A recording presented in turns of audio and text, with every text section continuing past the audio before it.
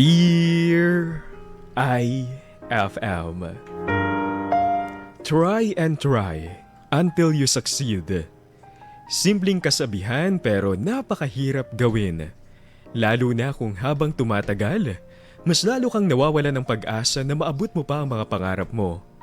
Pero tulad nga ng sinasabi nila, habang may buhay, may pag-asa. Mga idol, tawagin niyo na lang ako sa pangalang Mayumi. 35 anyos at hindi na bago sa lahat ng nakikinig ngayon ang kwentong ibabahagi ko sa inyo.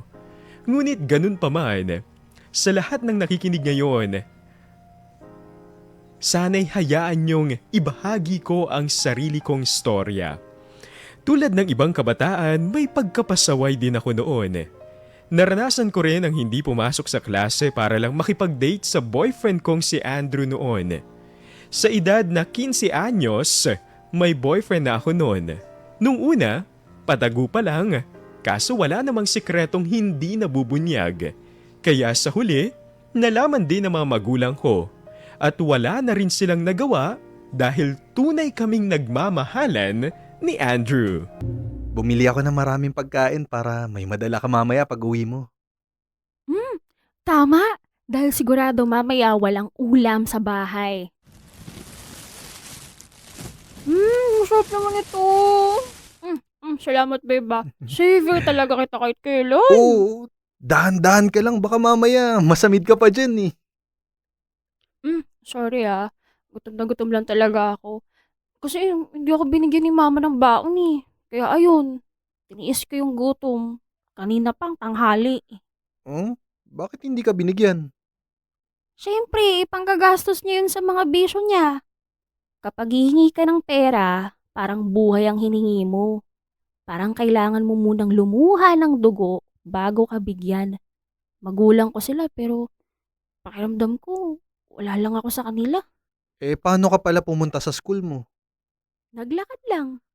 Ay, sa susunod na ganyan yung mangyari, i-text mo ako agad para masundo kita. Ay naku babe, wag na. Iistorbohin pa kita sa klase mo. O sige, ganito na lang. Oh, ano yung ginagawa mo? Uy, sandali lang. Bakit ka naglalabas ng pera? Para sa'yo to. Bakit mo ko binibigyan ng pera? Dahil gusto ko. O sige na, tanggapin mo na to. Ayokong naglalakad ka papuntang school nyo eh. At higit sa lahat, ayokong tinitiis mo yung gutom mo. Kapag hindi ka ulit binigyan ng mama mo, tawagan mo lang ako. Pero nakakahiya na sa'yo. Ikaw ang sumagot sa mga ginastos ko dun sa isang project ko. Ang laki na rin ng nagastos ko tapos ngayon bibigyan mo ulit ako ng pera. Baka mamaya iba nang isipin ng magulang mo Sus, ayos lang yan. Tsaka kusa ko naman to binibigay sa'yo ah. At higit sa lahat, kailangan mo. Ano pat naging boyfriend mo ko kung hindi rin naman kita magagawang tulungan, di ba? Sigurado ka ba dito? Oo naman. Ayoko nakikita kitang nahihirapan eh. Kung may paraan naman ako para hindi mo maranasan yan, eh di gagawin ko. Basta pag kailangan mo ng tulong, huwag kang mahihiyang magsabi sa akin ha. Salamat Kung wala ka, naku, hindi ko na alam kung anong gagawin ko. Okay lang yun. Hindi mo lang ako boyfriend, best friend mo rin ako. At yan yung gusto kong parati mong maaalala. Mga idol, bata pa lang ako, pangarap ko na ang maging guro. Naalala ko pa nga na kapag nakikipaglaro ako sa mga pinsan ko, sila ang ginagawa kong estudyante para ako naman ang teacher. Mahilig kasi talaga akong magturo at hindi naman sa pagmamayabang kahit may pagkapasaway ako, may talinong taglay naman ako. Kaya bala ko sana kapag nakapag-college na ako, education ang kukunin kong kurso. Ngunit maagang nasubok ang katatagan namin ni Andrew nang mayroong dumating na isang malaking problema sa aming relasyon. Ay, hindi to pwede. Hindi pwede mangyari to, Mayumi.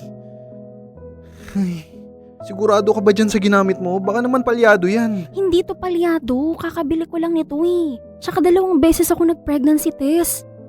Parehas 2 linya. Paano ba to? Paano to? Paano to? Hindi to pwede. Hindi ka pwedeng...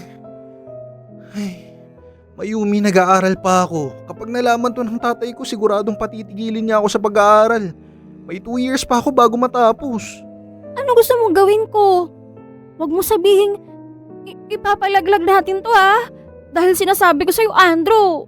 Huwag mo na lang akong panagutan kung yan ang iniisip mong plano. Ay. Alam ba to ng mga parents mo? Hindi pa. Wala rin kasi akong lakas ng loob para magsabi sa kanila Okay, sige, ganito na lang. Sasamahan kita magsabi sa kanila, pero may isang bagay lang akong hihingin sa'yo. Ano yun? Huwag muna natin to ipaalam sa pamilya ko. Ano? Bakit? Dahil hindi pa nga pwede. Hintayin mo lang muna ako makagraduate ng college. Kapag nangyari yun, magkakaroon na ako ng lakas ng loob. Ay, Please, Mayumi. May isa sa atin na dapat makatapos ng pag-aaral para makayanan natin to. At ako yun. Kaya nakikiusap ako sa'yo. Intindihin mo naman ako. o sige na, sige na. Hindi mo na tayo magsasabi sa magulang mo. Pero, tutulungan mo ako magsabi sa pamilya ko Okay, sige. Sobrang takot man o takot man ang nararamdaman ko, binaliwala ko yon dahil alam ko na kailangan naming sabihin ni Andrew sa mga magulang ko ang kalagayan ko.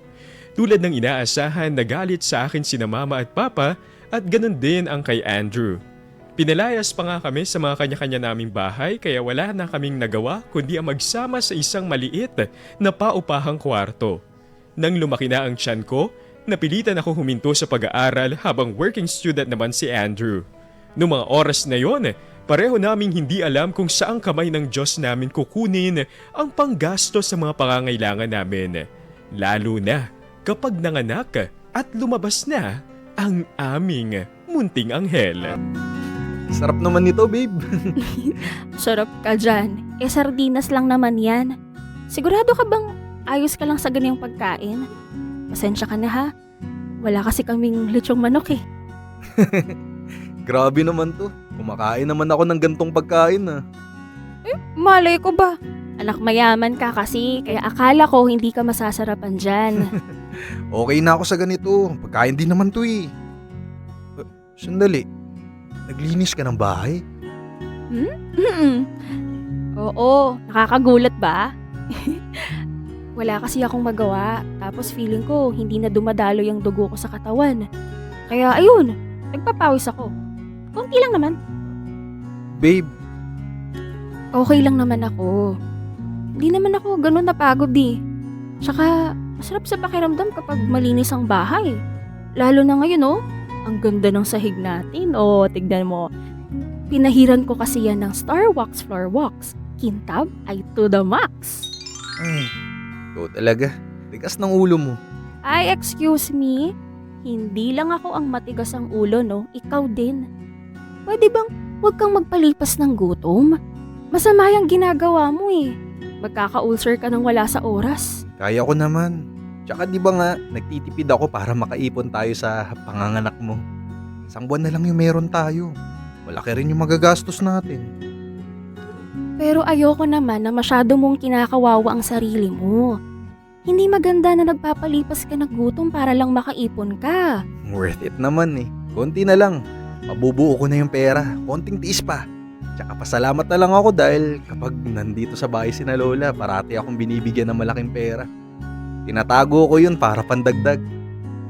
Ay, alam mo, Andrew, sa tingin mo, kakayanin kaya natin tong dalawa lang? Oo naman. Bakit parang nagdududa ka? Ano kasi, naawa na kasi ako sa'yo. Ikaw lahat ang gumagastos. Mahirap kayang maging working student. Alam mo naman na hindi ako pwedeng humingi kay Papa, di ba? Yung mga pag-aabot nga sa akin ni Mama, pasikreto nga lang Dahil kapag nalaman yun ni Papa, siguradong sila naman yung mag-aaway. Ay, pasensya ka na babe Nahihirapan ka ng dahil sa akin. Huwag mong sabihin yan. Tayo yung may gawa nito, kaya tayo rin yung haharap. Alam mo, bala ko kapag kaya mo na at may maayos na akong trabaho, gusto ko ipagpatuloy mo rin yung pag-aaral mo. Talaga? Oo. Akong bahala sa lahat. Gusto kong tuparin mo ang pangarap mong maging guro. Parang hindi na sa akin bagay maging guro. Hindi na ako magandang ehemplo sa mga tuturuan kong estudyante. Huwag mong sabihin yan. Hindi dito nagtatapos yung mga buhay natin. Kahit may mga anak na tayo, itutuloy natin yung mga pangarap natin. Kaya pagkatapos ng graduation, maghahanap na agad ako ng trabaho. May naisip ka na bang papasukan mo? Wala pa nga eh. Pero huwag kang mag-alala. Magpapatulong ako kay Papa na makapasok ng trabaho sa munisipyo. Marami siyang connection dun. Basta kahit ano, gagawin ko.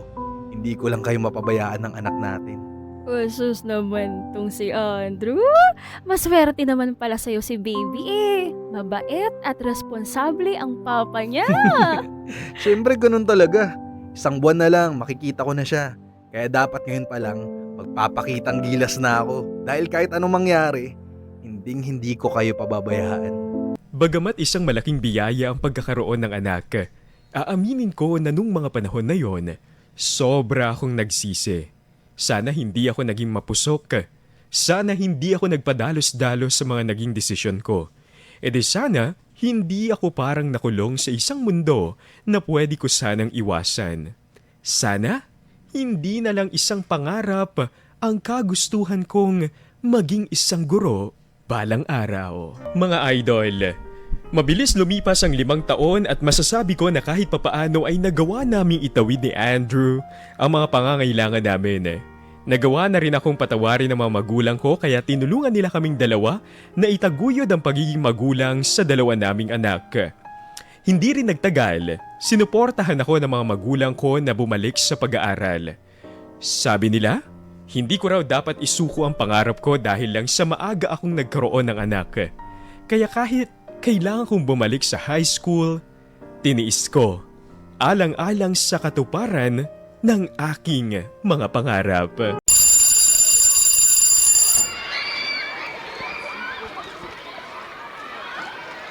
Okay, class. Kailangan nyo na mag-review ngayon na mabuti dahil malapit na ang exam nyo. Dapat pagbutihan nyo, ha? Tahana. Si mama. Ano bang gagawin ko sa'yo?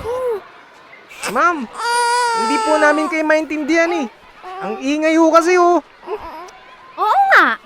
Uy, Mayumi, baka naman pwedeng patahanin mo yung anak mo dun sa labas. Storbo sa klase. Ay, pasensya na. O sige, ganito na lang. Mag-break muna tayo. Mga 10 minutes. Kaya nga tayo nandito para matuto, hindi para maistorbo. Kung bakit pa kasi dinadala-dala dito ang anak. Dalawa pa talaga? Correct. Agree ako dyan. Dapat, pagbawalan na yung pagdadala ng bata sa klase. Hindi lang naman iisa yung gustong mag-aral, no? At dapat kasi ang mga bata nasa bahay lang. Lalo na kapag iyakin. Pinapabantay dapat sa iba yan. Ano ka ba? Hindi niya magagawa yun. At bakit naman? Nabuntis yan ng maaga kaya hindi kasal. Walang asawang pwedeng magbantay. Tingnan mo naman itsura, di ba? Mukha ng losyang. 22 years old pa lang, 2 na agad anak. Sayang no? Maganda pa naman kaso nagmukhang nanay na. O kayong dalawa. Eh baka gusto nyo mag-break muna. Sinasayang nyo yung 10 minutes na binigay ko.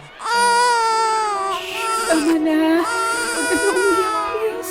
Huwag na kayo umiyak. Tama na, baby. Baka naiinitan yung bata, Mayumi. Lumipat ka nilang dito sa may tapat ng electric fan. Wala namang nakaupo dyan. Sige po. Anak, lipat tayo doon ha. Para may hangin. Mga idol, magmula nang bumalik ako sa pag-aaral, inihanda ko na ang sarili ko sa mga panlalait at panghusga na matatanggap ko. Isa yon sa mga consequences ng kailangan kong harapin at tiisin. May mga pagkakataon lang talaga na tagos hanggang buto ang sakit sa mga naririnig kong salita mula sa iba. Laking pasasalamat ko na lang dahil laging to the rescue si Ma'am Annie sa akin. Kapag kailangan kong dalhin ang mga anak ko sa klase dahil wala akong mapag-iiwanan, siya ang tumutulong sa akin. May mga pagkakataon na mismong ibang teacher ko na ang kusang nagsasabi na pwede ko raw iwan sa faculty room ang mga anak ko dahil wala namang klase ang iba sa kanila. Kaya sobrang laki ng pasasalamat ko sa mga guro noon, lalong-lalo na kay Ma'am Annie. Hmm? Yam-yam? Oh, nguyuin mo yan ng mabuti ha? Ma'am Annie, thank you sa libreng lunch ha. Kapag sumweldo na po yung asawa ko, babayaran din kita agad. Ay, sus. Ano ka ba? Huwag mo nang isipin yun. Ang himbing ng pagkakatulog ni Bunso, oh. Mukhang nag-e-enjoy po siya sa inyo. Kaya nga eh. Kanina lang ang lakas ng iyak pero ngayon, nakakatakot gumalaw dahil baka magising. Ma'am, pasensya na rin po pala kung nakakaabala kami kaninang mag-iina sa klase ha. Wala lang po kasi talaga akong mapag-iwanan sa dalawang bata eh. Ayos lang yun. Mas maigi na rin yun kesa naman umabsent ka, diba? At isa pa, huwag mong pansinin yung mga sinasabi nila. Mga wala lang silang magawa sa buhay. Ay, naku ma'am, sanay na po ako sa mga lait. Pero syempre, minsan, masakit pa rin kapag pinakinggan. Hindi ko rin naman sila masisisi eh. Nakakahiya nga naman po talaga. Ilang taon ka bang nabuntis sa panganay mo? 16 years old po. Pag-graduate na po sana ako ng 4th year high school nang nabuntis. Sa kasamang palad nga Ay po nako, wag na wag mong sasabihin yan. Dahil lahat ng bata, blessings yan ni Lord. Alam ko naman po yun eh. Pero syempre, nandito pa po tayo sa mundo na puno ng paghuhusga. Konting kibot, konting mali, huhusgahan na pati buong pagkatao mo. Ang hindi nila maintindihan, tao ka rin naman, nagkakamali rin. Hayaan mo na. Ang mahalaga, may natutunan ka. Tsaka huwag ka mahihiya. Nakaka-proud ka nga eh. Po? Ako? Bakit po? Kasi sa kabila ng pinagdaanan mo, gusto mo pa rin makapagtapos sa pag-aaral. Ma'am, gusto ko po kasing maging proud sa akin ng mga anak ko. Ayokong isipin nila na naging patapo ng buhay ko. Gusto kong maging inspirasyon nila ako. Na kahit ilang beses madapa, babangon at babangon pa rin po ako. Tama yan. Kaya huwag mo na lang pansinin yung mga sinasabi ng iba. Basta ang mahalaga, tinutupad mo pa rin ang pag-aaral mo. Hindi ka sumuko. Alam mo, Mayumi, nakaka-proud ka. Yun ang parati mong tatandaan. Sa awa ng Diyos, nakapagtapos ako ng high school. Dahil mas demanding ang oras ng pagkokolehiyo, nagdesisyon ng mga magulang ko na doon muna kami sa bahay tumira ni Andrew. Hindi raw sila makikialam sa desisyon naming dalawa dahil ang tanging gusto lang nila ay matulungan kami sa pag-aalaga sa mga anak namin. Bago ako nagkolehiyo noon, napagpasyahan namin ni Andrew na oras na paupang kami ay magpakasal. Isang simpleng civil wedding ang naganap na siyang isa sa pinakamasayang araw ng buhay ko. Pagkatapos nito, saka ako nagpatuloy sa kolehiyo at tulad ng nasabi ko noon, education ang kinuha kong kurso. Mga idol, hindi ko inakala na sobrang hirap pala na pagsabayin ang pagiging estudyante at ina. Dumating din ako sa puntong nag-part-time job ako bilang online teacher upang sa gayon, hindi lahat ng gastos ay iaasa ko kay Andrew. Ay, salamat. Nakarating din. Hi, babe. Bakit ka ginabi? Akala ko kung anong nangyari sa'yo. Ay, napa-overtime kasi kami sa klase ngayon. Kaya ngayon lang ako nakauwi. Tsaka alam mo naman 'di ba? Traffic. Ikaw? Oh, bakit gising ka pa? Hinihintay kasi kita. Wow naman. Ano meron? Bakit parang maraming pagkain sa lamesa? Wala ka bang naalala? Mm, ay, hala, oo nga pala. Naku, babe, sorry. Happy anniversary. Ayos lang. Alam kong busy ka kaya medyo inasahan ko na rin makakalimutan mo. Happy anniversary, babe. Nasaan ang mga bata? Tulog na ba? Oo, tulog na. Pinauna ko ng kumain para makapagpahinga na maaga. Kaya tayong dalawa lang ngayon. Ikaw ha? Parang alam ko ng anong ibig sabihin mo dyan. Ako, babe, hindi pa pwede. Baby pa si Bunso. Joke lang. Mag-focus muna tayo sa dalawa. Pero dahil anniversary natin ngayon, magpapaka-cheesy muna ako. Ha? Talaga ba? Oo, gusto ko lang mag-thank you sa'yo. Para saan naman? Sa lahat ng pag-iintindi mo sa akin, sa paghihintay. Alam ko naman na nahirapan ka sa akin pero hindi ka pa rin sumuko. Ay sus, yun lang pala. Siyempre, mahal kita eh. Tsaka ang dami mo nang nagawa para sa aming tatlo. Hindi rin naman madali yung pinagdaanan mo noon eh.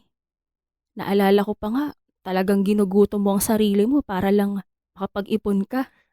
Oo, naalala ko nga yun. Muntik ko na nga mabenta yung motor ko, pandagdag lang sa pera natin eh. At pinigilan kita. Yun na nga lang ang nagpapadali sa buhay mo eh. Mawawala pa. Pero alam mo, sa lahat ng nangyari, parang wala akong pinagsisisihan. Talaga? At bakit naman? Kasi kung hindi dahil sa nangyari sa atin noon, hindi ako matututong maging responsable. Magtipid. Siguro hanggang ngayon, hindi ko pa rin alam kung paano tumayo sa sarili kong mga paa.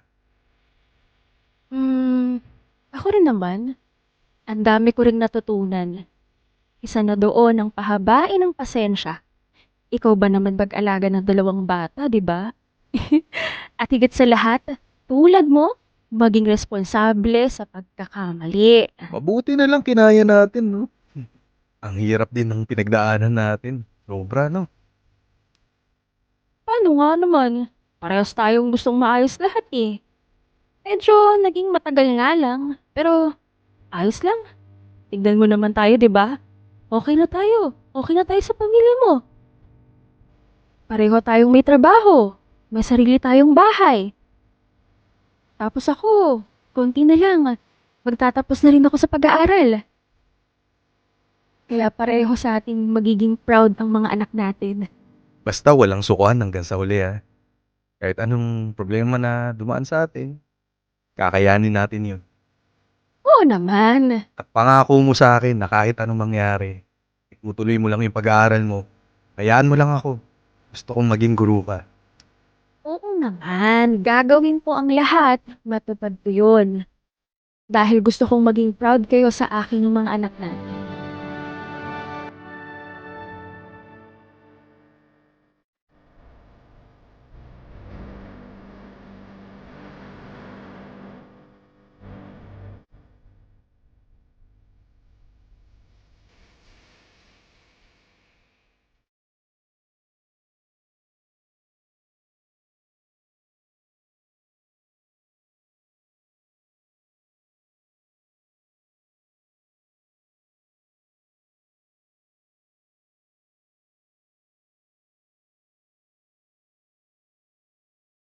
Pagkatapos ng 1 taon, nagawa ko rin makapagtapos sa kolehiyo.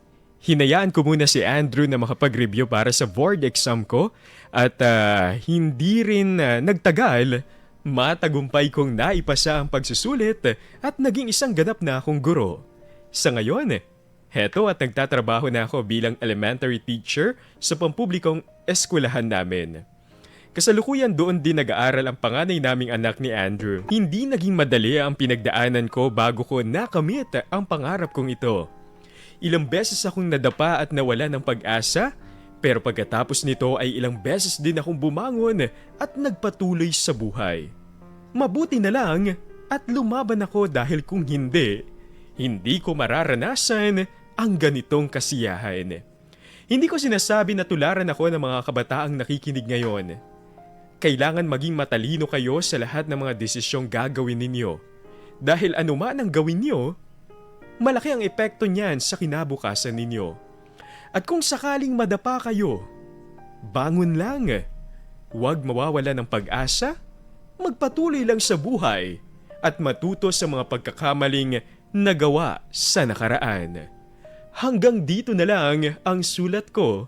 At sana'y nakapagbigay ako ng aral at inspirasyon sa lahat.